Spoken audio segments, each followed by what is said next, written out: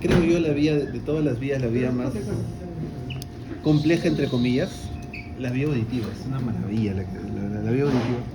Lo que nosotros les mostramos es una parte de todo lo que hay de las vías, y la vía auditiva es una maravilla como lo procesa. Empecemos por esta, que es lo más difícil, ya después terminamos con lo fácil para que crean que es fácil. ¿Ok? Vamos a ver un poco la vía. Acá se lo dejo con plaje para que yo les pregunto y ustedes me responden. Yo voy a pensar de que ustedes han estudiado. Te cuento que una peculiaridad de la vía auditiva es que tiene un proceso paralelo de la misma señal. Ustedes saben que, por ejemplo, lo que vemos con el ojo izquierdo se procesa en el lado derecho y el derecho en el izquierdo. Hay una parte que cruza, algo similar con el gusto, con el olfato. Pero con la vía auditiva, digamos, lo que yo estoy escuchando por acá, hay un camino que se llama el monoauricular, que lo que yo escucho por acá se va de acá hacia el otro lado, el monoauricular. Hasta ahí estamos bien, hasta ahí eso es lo usual. Pero paralelamente, lo que yo escucho por acá se va también hacia el otro lado y hacia el mismo lado. Y luego se va hacia el cerebro. Lo que tú escuchas en un lado se procesa en los dos lados del cerebro, por una vía monoauricular y por una vía biauricular. Eso te permite algo que tú no te das cuenta. Tú eres capaz, si su compañero cierra los ojos y alguien empieza a hablar y se mueve, él nos puede decir: ¿sabe qué, profesor? Mi compañero se está moviendo. Es más, puede decir: se está acercando o se está alejando. Puede decir: se va hacia la izquierda o se va hacia la derecha. Y eso que lo puede hacer es que su cerebro está comparando la intensidad y la tonalidad de los dos sonidos para, de acuerdo a eso, ver cómo se está moviendo la fuente de este ruido, de este sonido. ¿Okay? Y eso lo hace por la vía monoauricular. Más o menos, vamos por acá, escuchamos, ustedes ya saben, en las células ciliadas, en el oído interno, que este es una transducción de señales, es decir, una señal física, movimiento, se va a convertir en una señal eléctrica, y la señal eléctrica empieza a despolarizar. Empezamos acá con nuestra primera neurona involucrada, que se encuentra en el ganglio espiral. Del ganglio espiral nos vamos a ir hacia los núcleos cocleares. ¿Ok? Vamos a tener un núcleo coclear anterior y un núcleo coclear posterior. Ni que decirte que el anterior está un poquito más anterior y el posterior un poco más posterior. Veamos primero por esta vía, la vía monoauricular, la vía de Rojo Castillo. ¿Ok? Viene por acá la señal del núcleo coclear posterior y luego se va a cruzar la línea media. El axón de la neurona que se encuentra en el núcleo coclear posterior cruza la línea media y luego empieza a ascender. Este conjunto de fibras que asciende se va a llamar lemnisco lateral. ¿Y hacia dónde va a ir? Hacia el colículo inferior.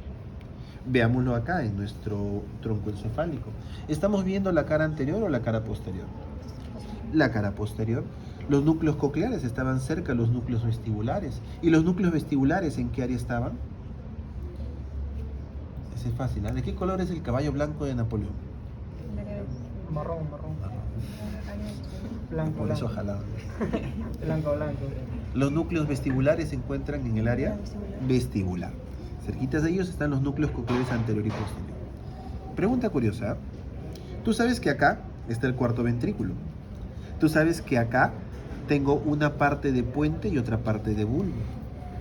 ¿Te recordarás qué estructura anatómica me ayuda a saber, oye, hasta acá es puente y a partir de acá es bulbo? Eso es en la parte anterior, pero si estás en la parte posterior, las estrías acústicas. Y acá vienen, son justamente estas. Las estrías acústicas van a ser el conjunto de axones que están cruzando la línea media, que vienen del núcleo coclear posterior y que van a ser parte de la vía monoauricular. Y se van hacia aquí, hacia el hacia el colículo inferior. ¿Está bueno? Va a haber también, siempre esas letras chiquitas como en los contratos, algunos núcleos del lemnisco lateral. Por si lo escuchas, algunas partes de esas señales hacen una llegada previa a los núcleos del lemnisco lateral para luego ir hacia los núcleos pertenecientes al colículo inferior. De acá, del colículo inferior, a través del ¿Cómo se llamará el brazo que sale del colículo inferior? Brazo conjuntival. Del brazo del colículo inferior o brazo conjuntival también lo llaman algunos. Y este brazo se dirige hacia una parte del tálamo. Cuerpo geniculado. ¿Cuál de ellos? Medial. El cuerpo geniculado medial. Y del cuerpo geniculado medial tiene sus divisiones también. No te voy a decir las divisiones, con que me digas el cuerpo geniculado medial estoy contento. Y del cuerpo geniculado medial, acá se encuentra nuevamente otra neurona que va a ir hacia la corteza auditiva. La corteza primaria, la corteza secundaria, la corteza de asociación. Corteza primaria, secundaria se encuentran en las áreas 41 y 42, pertenecientes a los, ¿qué giros? Transverso. Transversos. ¿Y dónde se encuentran esos giros transversos? Entre el frontal y el temporal, ¿no? Entre el frontal y el temporal, en el surco lateral, en el techo del giro temporal superior. ¿Ok? Porque para esos axones que se van del cuerpo geniculado hacia la corteza van a formar parte, te cuento, de uno de los brazos de la cápsula interna. ¿De qué brazo? El brazo sublenticular. Repasemos esta vía monoauricular, mira qué bonito. Esta vía monoauricular va a partir del núcleo coclear posterior, cruza la línea, bueno, viene desde el ganglio, acá está la primera neurona, llega hasta el núcleo, encuentra la segunda neurona, y esta segunda neurona, el axón de la segunda neurona, es la que cruza la línea media. Y cuando cruza la línea media, va a formar las estrías acústicas. Y una vez que cruza, empieza a ascender. Y cuando asciende, forma el lemnisco lateral. Y este lemnisco lateral se va hacia el colículo inferior. Acá encuentra la siguiente neurona. Y los axones de esta neurona forman el brazo del colículo inferior, que van hacia el cuerpo geniculado medial. Y este de acá es otra neurona, cuyos axones van a formar el brazo sublenticular y se van hacia la corteza auditiva primaria, secundaria y de asociación. ¿Ok? Hasta acá nosotros podríamos saber que estamos escuchando algo que es fuerte, que es más despacito, podríamos ver un poco de las tonalidades, pero no seríamos capaces de distinguir cómo se está variando este sonido en relación con lo que escuchas un lado y otro lado. Es más, si tú alguna vez detallas esta vía, te vas a ver que las vías más largas son un poco más rápidas y las más cortas un poco más lentas para que puedan coincidir y puedas comparar lo que viene de ambos oídos de una manera más detallada. Entremos a esta comparación, a la vía auricular, de este color azul o color celeste, como lo quieras ver. Esta parte principalmente del núcleo coclear anterior, ya no el posterior. Te cuento que la vía monoauricular también va a ir un poco del núcleo coclear posterior. Nuevamente las letras chiquitas. Considerémoslo el núcleo coclear posterior nada más. De este núcleo coclear anterior, acá es donde encuentra a la segunda neurona, y este de acá se va a ir. Uno empieza a ascender a través del complejo olivar superior y forma el lemnisco lateral de este lado. Pero otras partes, otros axones cruzan la línea media hacia el complejo olivar superior del otro lado. Acá van a formar algo que se veía también en el tronco encefálico, creo que sobre todo en ISTA nosotros también lo hemos mencionado, el cuerpo trapezoide. Este cuerpo trapezoide que está formado por los axones del núcleo coclear anterior que están cruzando la línea media y que pertenecen a la vía auricular. Nuevamente, núcleo coclear anterior, sus axones se van uno por el mismo lado, siempre a través del complejo olivar superior, y forman el lemnisco lateral ipsilateral, y otros cruzan la línea media, forman el cuerpo trapezoide, hacen sinapsis con el complejo olivar superior y luego forman parte también del lemnisco lateral del otro lado. ¿Okay? Este de acá se va hacia el colículo inferior contralateral, este de acá hacia el colículo inferior ipsilateral y luego recorrido este mismo. Esto que hace esta vía auricular es la que nos permite comparar lo que pasa en un lado y en otro lado, lo que escuchas de un oído y del otro oído, y con eso sabemos la ubicación, el movimiento, la intensidad y otras características más detalladas del sonido. ¿Ok? ¿Estamos bien? No se olviden, va a ser no imposible, pero un poco difícil que les hagamos una pregunta teórica, al menos en la parte práctica, pero sí les podríamos preguntar acá, por ejemplo, Los colículos inferiores, de todas maneras, el núcleo, el cuerpo geniculado, el cuerpo geniculado medial, en este caso para la audición. Les podríamos preguntar el área vestibular, les podríamos preguntar las estrías acústicas también. Cuerpo práctica, o sea, en la práctica. Muestra detalle posterior. Así es. Cuerpo trapezoide, este año no he visto una muestra con cuerpo trapezoide. Creo que ya la han destrozado. Pero por ahí, ojo, esperemos encontrar. ¿Estamos bien? Doc, ¿y sobre el núcleo pulvinar participa en algún momento en esta vía o no? El núcleo pulvinar, creo que no, ¿no? Se van a diferentes. En realidad es difícil decir que no participa algo, todo siempre va a estar correlacionado, pero si probablemente alguna fibrita, algún axón se vaya, pero no tengo ese detalle ahorita. No sé. Probablemente sí, no lo descarto. Y bueno, más preguntas. ¿Estamos bien? Esta es la vía más compleja de todas. El resto es un chanquillo 20. La vía visual es la vedette de las vías, ¿no? Todo mundo ve la vía visual en todos los cursos. Todo. La Milet Figueroa de nuestras vidas. Todo es de color. Veamos, recordemos, ¿no? Porque esta vía sí todos la vemos. Nosotros vamos a tener también, vamos a comparar lo que vemos de un lado y el otro lado. Miren, de un ojo vamos a tener este campo visual y de otro ojo vamos a tener este otro campo visual. Lo que nosotros al contrastar esta parte que se conjugan estos dos campos visuales, en esta parte tenemos una visión en 3D, porque estamos comparando la imagen de un ojo con la de otro ojo. Y esta imagen en 3D, nuevamente, así como tú no te das cuenta de la maravilla de tu oído, te das cuenta de la importancia de esta visión 3D o estereoscópica, que te permite poder ver la profundidad de las cosas. Imagínate cuando manejas, imagínate cuando quieres coger algo, se da solamente en esta partecita. Hagamos algo práctico y algo bonito. ¿Quién está? Tú estás sin celular. ¿Ok? Vas a hacer esto, vas a hacer lo mismo que yo. Mira, esto de acá con tu dedo, no lo vas a hacer así, ¿eh? Te vas hacia el costado y lo pones. Yo lo voy a mover y tú te vas a ir hacia el costado y lo vas a poner. Yo lo voy a mover, tú te vas a ir hacia el costado y lo vas a poner. ¿Ok? Vamos. Muy bien. Una vez más, a ver. Ahora con esta mano, tápate un ojito. Yo estoy dentro de su campo visual estereoscópico, ¿no? A ver, hazlo otra vez. Ahora es A ver, paciente. otra vez. ¿Qué pasa? ¿Por qué no puede hacer eso? Porque está perdiendo la visión en profundidad. La visión estereoscópica, la visión en 3D. Ella ya no puede tener una percepción adecuada de la profundidad. Y es por eso de que ya se pierde. ¿No?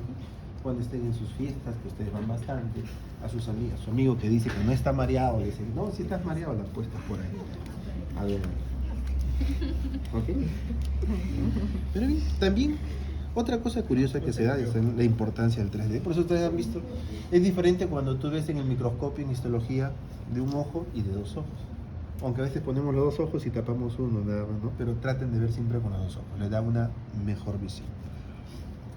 Bien, toda esta señal, todo esto de acá va a ser captado por una capa, por un conjunto de células que pertenecen, en conjunto le llamamos la retina, ¿ok?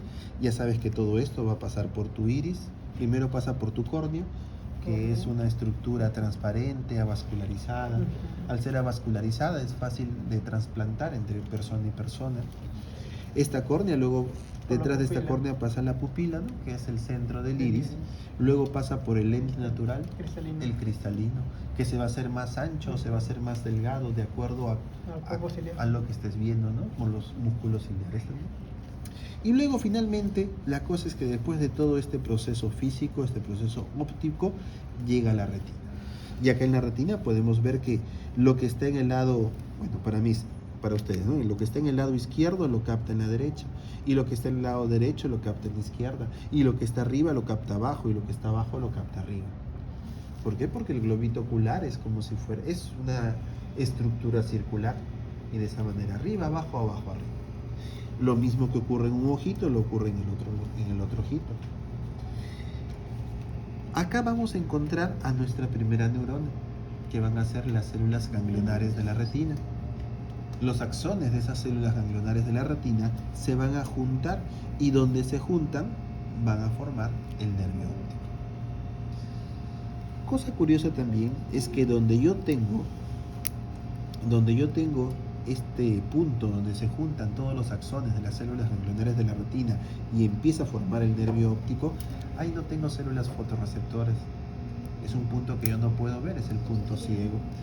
Y usualmente nosotros no nos damos cuenta del punto ciego. Pero hay en internet buscan varias maniobras, así como la que acabamos de hacer, en los cuales ustedes van a poner en evidencia su punto ciego. También recordarán ustedes que en toda la retina, quien va a hacer esa traducción, estas células fotorreceptoras van a ser los conos y bastones. ¿Quiénes nos dan el detalle de las cosas? ¿Los conos o los bastones? ¿Quién es? El detalle de la visión. Los conos. Los conos. Y El color y la... ¿Cómo se llama esto?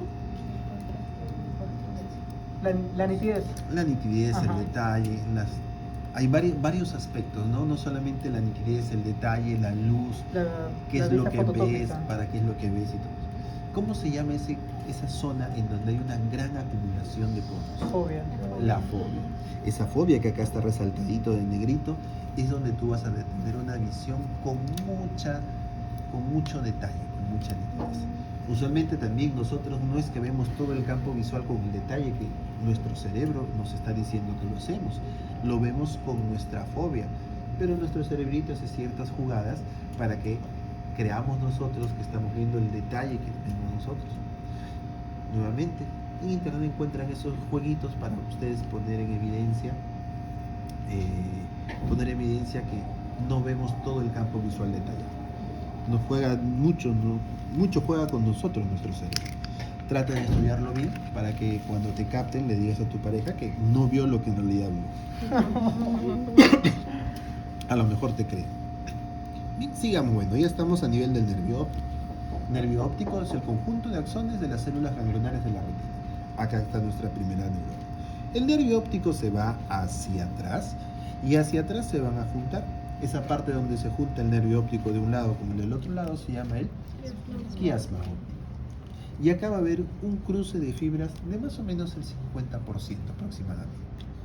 Vamos a ver que lo que está en la parte lateral, mira, lo que está en la parte lateral sigue el mismo recorrido, el mismo lado, tanto de un lado como de otro lado. Y lo que está en la parte lateral de la retina, ¿qué capta? ¿El campo visual medial o lateral? Medial. Correcto. Igualito por acá, lo que está en el campo lateral de esta retina capta el campo visual medial y esto se va hacia el mismo lado. Es las fibras provenientes de la retina medial las que se cruzan de un lado y hacia otro lado. Y son estas retinas, este campo medial de la retina lo que va a ver el campo visual lateral de un lado y el campo visual lateral de otro lado. Si yo tuviera un problema acá, si yo tuviera un tumor acá, ¿qué fibras se verían afectadas? Las que vienen de la retina nasal o la retina temporal. Nasal. ¿Y qué campo visual se vería alterado? Temporal. Los temporales, la parte lateral. Por acá tenemos una glandulita, la hipófisis. Cuando tenemos un adenoma hipoficiario, empieza a empujar el quiasma óptico y la persona se presenta con una visión tubular, se le dice. La persona empieza a perder la visión periférica. ¿Por qué? Justamente porque se ven afectadas esas fibras que están cruzando. ¿Estamos bien? Sigamos su recorrido. Y nos encontramos acá en los cuerpos geniculados. ¿Qué cuerpo geniculado será este? El lateral. El cuerpo geniculado lateral, te cuento que tiene 6 capitas.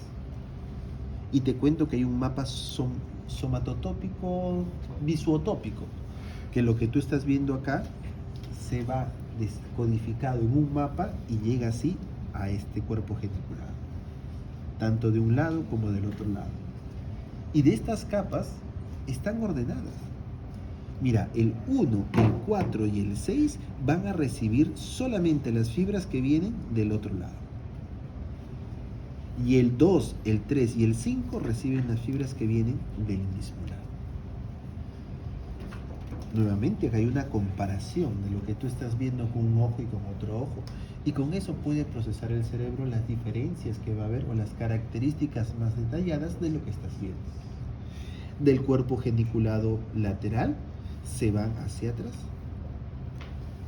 Estas son las radiaciones ópticas, las famosas radiaciones ópticas. De estas radiaciones ópticas, incluso acá lo podríamos exagerar un poquito más, hay un conjunto de fibras que se escapan un poquito más, que se alejan un poquito más.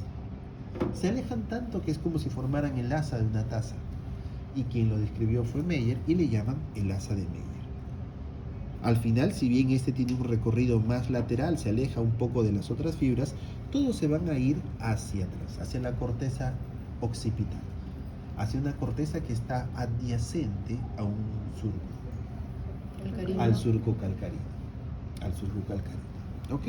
Y aquí encontramos a la corteza visual primaria y luego igualmente secundaria, terciaria, cuaternaria, quintearia, así las de asociación, que le van a dar un qué, un cómo, un sentido a todo lo que tú ves. Miren ustedes que acá, primero nos guiamos por los colores. Al final llega al lado, para ustedes, derecho, lo que está en el campo visual izquierdo, y en el campo visual izquierdo lo que está en el lado derecho. Al final lo que está arriba se encuentra abajo y lo que está abajo se encuentra arriba. Lo que está arriba se encuentra abajo y lo que está abajo se encuentra arriba. Y esta área de visión con mucho detalle correspondiente a la mácula se va a encontrar, las fibras que van a provenir de las retinas donde se encuentra la mácula se van a ir hacia la parte más posterior del surco calcáreo. Es con esta parte, la parte más posterior, en donde nosotros vamos a tener esa visión con tanto detalle. Se dice que esta parte, bueno, se sabe que esta parte recibe una doble vascularización por la arteria cerebral posterior y también un poco por la arteria cerebral media, y se cree que justamente la evolución, o Diosito como quieras llamarlo, hizo de que las fibras correspondientes a la fobia, las fibras correspondientes sí a la fobia, se vayan hacia la parte más posterior para que sea el lugar, o que estén en el lugar donde están más protegidos, porque tenemos una doble irrigación vascular. ¿Okay? También esta corteza occipital, cuando tú lo ves en cortes histológicos, vas a ver las estrías de Gedari, y algunos le dicen corteza estriada. Y esa corteza estriada es justamente la corteza occipital, que tiene que ver con la visión. ¿Estamos bien? Esa es la vía, la más famosa de las vías booleanas, las vías que nadie le hace caso, que ni la van a estudiar, ¿no? Estas vías dicen que estudian. En la cavidad oral vamos a tener nosotros distinguimos los sentidos, los órganos de los sentidos de los órganos sensoriales, ¿no? Los órganos de los sentidos, es decir, con lo que siente te aprietan, y los órganos sensoriales van a ser aquellos que pertenecen a los sentidos, al gusto, por ejemplo, a la visión, entre otros. La sensibilidad o la parte sensitiva de la cavidad oral, cuando tú tienes alguna lesión, cuando te quemas con una comida, cuando te muerden, cuando te pones un piercing ahí, el dolor, ese tipo de sensación, va por la vía del trigémino, ¿se acuerdan? La vía trigeminal. Pero la parte sensorial, el que nosotros tenemos ese gusto de las comidas, ese sabor de las comidas, va a ir, y ya vamos a ver por qué nervios. A ver, si nosotros hablamos de los 2/3 anteriores de la lengua, ¿qué nervio lo va a llevar? La cuerda. Así es. Cuerda del tímpano, rama del facial. El tercio posterior, glosofaringe. Podemos tener actividad sensorial, no con la lengua, sino con mi paladar, con mi faringe. Un poco sí también lo podemos sentir, y ese es por el bajo. ¿Okay? Antiguamente, y quizás todavía lo vean en algunos libros, se podía identificar que la puntita de la lengua detectaba una especie de sabor, la parte posterior otra, a los costados otra. ¿Recuerdan el dulce, el amargo, el umami, entre otros? Actualmente se sabe que todas las porciones de la lengua cuentan con la capacidad de poder recibir todos estos tipos de sabores, al menos los que conocemos hasta el momento. Se está estudiando un sabor entre comillas para las grasas, que se está determinando si es que en realidad hay papilas que lo detectan específicamente a eso o en realidad no. Quizás el otro año que lleve lo podamos ver más adelante. Confiemos. Bueno, sea el facial, sea el glosofaringeo, sea el vago, por sus diversos nervios, van a llegar hasta el núcleo del tracto solitario. Este es un núcleo grande que recorre gran parte del tronco encefálico. Y el núcleo del tracto solitario tiene dos partes, o lo podemos dividir en dos partes. Una parte que corresponde a la parte cardiorrespiratoria, y le llaman el núcleo cardiorrespiratorio, y otro que corresponde a la parte gustativa y lo llaman al núcleo gustativo.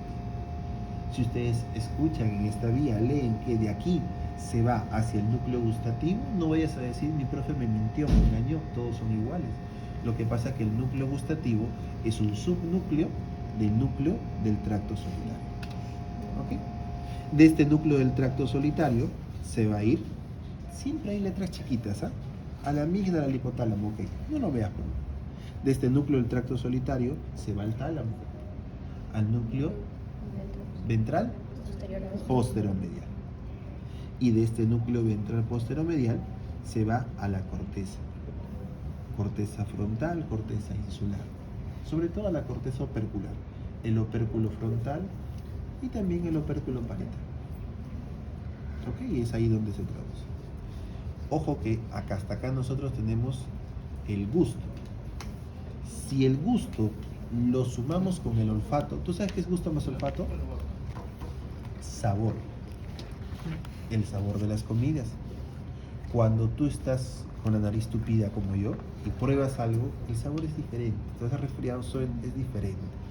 ¿Por qué? Porque el sabor de las comidas es la conjunción en la corteza orbitofrontal, se juntan estos dos sentidos y lo que viene de uno y de otro lado te da esa percepción final que tienes de las comidas que lo conocemos como sabor.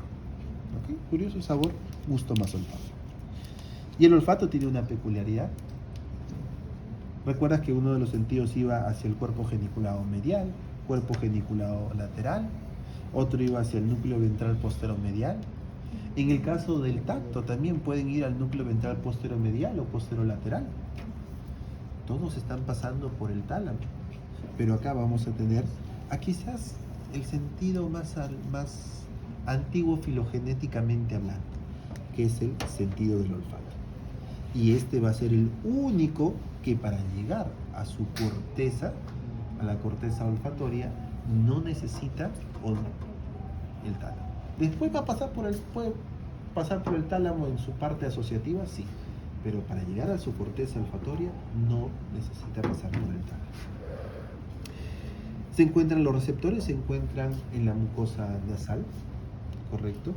Esta mucosa nasal van a ser un montón de células, no la mires, pero son células bipolares, ¿ok? Y estas células bipolares van a mandar sus axones que van a atravesar una parte del hueso etmoides, que es la lámina cribosa. Otra peculiaridad más que de esta vía, de este nervio olfatorio, es que el nervio olfatorio no es una cuerda que tú lo vayas a ver, sino es un conjunto de ramilletes. A ese conjunto de ramilletes que pasa la lámina cribosa se va a llamar nervio olfatorio. Y va a llegar hacia el bulbo olfatorio, hacia las células mitrales y células en penacho principalmente. Acá ya estamos dentro de la cavidad craneal. Una de las maravillas que se descubrió en la década de los 90 es que hay generación de nuevas neuronas en el adulto. Uno de esos lugares es a nivel de la mucosa olfatoria, o sea, estas neuronas, este primer nervio craneal y también en el bulbo olfatorio. ¿Okay? No llegó, bueno, ya hueles mejor, pero de todas maneras es algo importante, ¿no? Antes se pensaba que todas las neuronas quedaban en el estadio G sub 0 y que en el adulto ya no. Ahora ya se sabe que sí. Este es uno de los lugares en los órganos circunventriculares esógenos. De acá nosotros tenemos el bulbo olfatorio y el bulbo olfatorio va a tener va a tener sus axones que van a formar, se van a ir hacia atrás y van a formar el tracto olfatorio. Este tracto olfatorio se puede ir hacia el otro lado a través de la comisura anterior, forman parte de la comisura anterior, o pueden irse también hacia el mismo lado. ¿Hacia dónde? Hacia la corteza olfatoria. Esa corteza olfatoria puede ser la corteza piriforme, parte del tubérculo olfatorio, la amígdala cerebral, corteza entornal. Es un poco más disperso hacia donde llegan las vías olfatorias. Y de acá las cortezas asociativas, destaco esta corteza orbitofrontal, que es donde se junta con la vía gustativa para nosotros poder tener el sabor de las comidas. Esta es la vía más corta, filogenéticamente hablando es la más antigua y también es la única que no necesita el tálamo para llegar a la corteza. ¿Ok? Preguntas. Se procesa también por los dos lados, ¿no? Porque por la comisura anterior pasa lo de un lado hacia el otro lado. ¿Ok? Bien, muchachos, si no hay preguntas, sigan repasando. Esto...